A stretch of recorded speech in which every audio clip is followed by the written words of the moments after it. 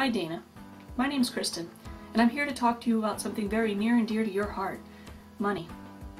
When your company acquired Strikeforce, you acquired two very special assets, Gina Carano and Cristian Santos. The Strikeforce fans have spoken, and their most desired rematch, male or female, is Gina versus Cyborg. And who knows how to do rematches better than you? I mean, Mir and Lesnar, Hughes and GSP, Edgar and Penn, on and on. And we both know that the best way to set up a rematch is to have the opponents coach a season of reality television. Picture it, Gina Carano rolling around on the floor with various women for 10 weeks, or whatever it is you do at the Tough House. And this doesn't even have to be about the UFC. These ladies can win contracts for Strikeforce. And I know you said that this whole thing is Scott's deal, but let's face it, you're the one with the reality show experience. And the one with the money. The talent for the show is here, and they've been waiting for an opportunity to make you more money. There's really nothing to lose here, and at the end of it you might accidentally end up with a women's division, which is an additional way to accomplish what you've been talking about all along, which is putting on more fights. Now I know you're a busy boy, and you might need someone else to take this on. I happen to be available. But regardless, let's make this happen. Have your people call my people, which is coincidentally just me. But either way, let's get this puppy started.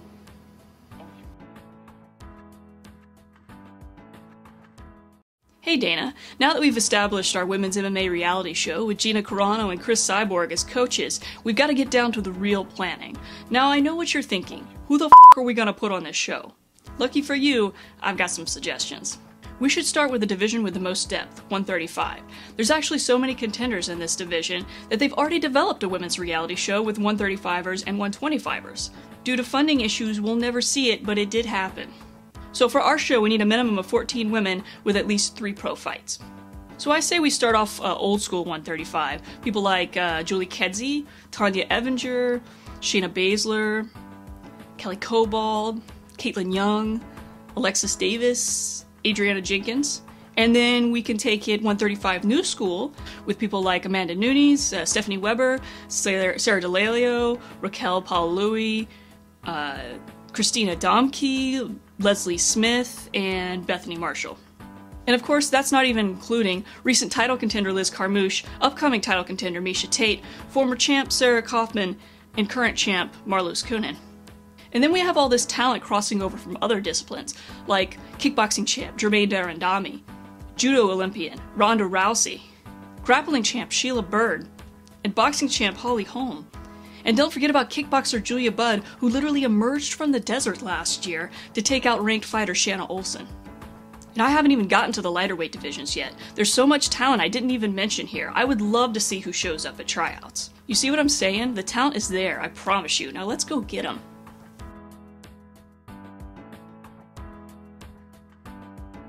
Oh, and I totally have season 2 coaches picked out. Tara LaRosa and Miesha Tate. Let the rivalry commence! Hey Dana, in this video I want to address some of the expectations or stereotypes that are out there that might hold you back from doing a women's MMA reality show. Stereotype number 1 is this idea of girl power. Nobody wants to see that. Women don't want to see that, men don't want to see that. As a chick, I'm giving you my vote of confidence that nobody wants to see these girls on there talking about how they're achieving in a man's world and that they're powerful and successful and ladies can do it for themselves. Nobody wants to watch that shit. I don't want to watch it. What we want to see, women and men, is awesome fights first and foremost. Secondly, we want to see funny antics, and third, we want to see some little bit of drama, you know, reality show drama. Not that it takes over the whole thing, but just you bring some spice to it. Stereotype number 2 is that all female fighters are big bulldyke lesbians. There are some female fighters that are gay. That's not a mystery. But I think you'd be surprised at the percentage that are straight. And furthermore, I think you'd be surprised at the percentage that are questioning their sexuality. And you know what this means. Everybody say it with me now. Bi-curious straight girls. This is the concept that MTV's Real World has built its entire empire off of, and it will be at your fingertips. Alright, number 3 is that there's a few good female fighters out there, but for the most part, women don't have the skill sets to really be competing at a high level. I will admit, I've seen some crappy women's fights. I've seen some really terrible stuff that makes me embarrassed not only for women, but the human race. But I will say this. Those days are they're long gone. You're gonna find something here or there, yeah, but it's not the norm in women's MMA anymore. These women train hard, and I don't mean like, oh, Susie shows up at the gym with Bobby every night and she tries just as hard, give her a round of applause. I mean, they legitimately train hard. Have you seen Julie Kedzie in the last year? If you look at a picture of Julie Kedzie like 3 or 4 years ago, and you look at a picture of Julie Kedzie now, you would barely recognize her body. Stereotype number 4 is that the women's division lacks depth. You should know this one. It's one of your favorites. So let's kind of look at the talent pool like actual pools. So there's, you know, like a baby pool, and then there's like the deep end, and then there's that Olympic like lap pool that ranges from like 4 to 6.5 feet.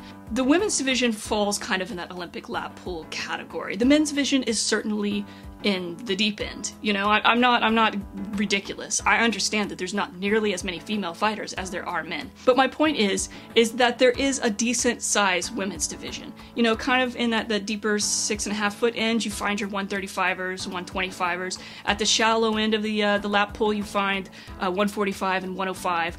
For multiple reasons, one being that it's just a unique size for a female to be that small or that large, and then floating in the middle is the 115ers. But what's really happening here is I don't see why this is an issue. I mean, back in the day, UFC had like 3 heavyweight fighters, and we just watched them fight each other over and over again. This whole lacking depth thing is simply an excuse, but not a valid reason to not support women. And then, of course, as you support women, the divisions will grow, just as they did for the heavyweight division in the UFC. And reason number 5, no one wants to see a lady get hit in the face. Bullshit. No one wants to see anybody get hit in the face, but yet you still manage to build an entire sport around it. And just as the average fan got used to the brutal world of MMA, they'll get used to women competing in the cage, and they'll get over it. And honestly, if no one wanted to see a chick get hit in the face, then America's Funniest Home Videos wouldn't have lasted for 25 years. So Dana, I hope this quelled some of your fears. I know it did mine. Offer's still out there. Call me.